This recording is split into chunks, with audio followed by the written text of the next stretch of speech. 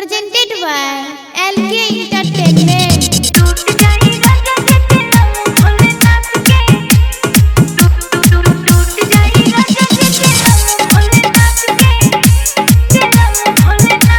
Sachin recording studio Saharsa. चिलम जवानी के चढ़े दहो, नशा भोलेनाथ के करे दहो।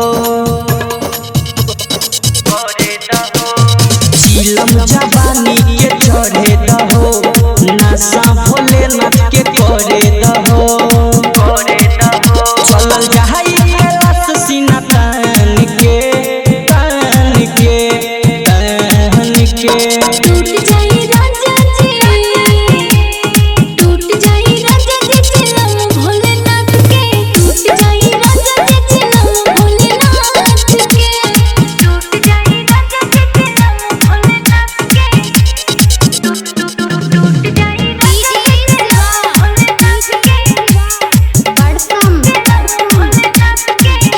बड़ा कठिन बड़ा गरी हो, भोला के नगरी हो, अब न चलल जाई। बोलो मुझे काबर उठा लीजिए, भोलेनाथ का नाम लगा लीजिए। भोलेनाथ का नाम लगा लीजिए। बड़ा कठिन बड़ा गरी हो, भोला के नगरी हो, अब न चलल जाई। बोलो मुझे काबर उठा लीजिए, भोलेनाथ का नाम लगा लीजिए। तनी पिए तो गांजा शंभुनाथ के नाथ के नाथ के। टूट जाई राजा जी, टूट जाई राजा जी चिलम भोलेनाथ के। टूट जाई राजा जी चिलम भोलेनाथ के। टूट जाई राजा जी चिलम भोलेनाथ के। टूट जाई राजा जी चिलम भोलेनाथ के। चिलम भोलेनाथ के। चलिए ही देव घड़ी हो, भोला के नगरी थोड़ा को हमर हिला लीजिए। बोलो मुझे जलवा चढ़ा दीजिए, भोलेनाथ का दर्शन करा दीजिए।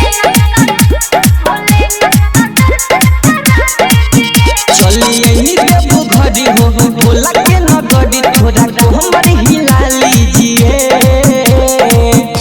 बोलो मुझे जलवा चढ़ा दीजिए, भोलेनाथ का दर्शन करा दीजिए। तब नचब न बोला एक साथ में साथ में साथ में। टूट जाए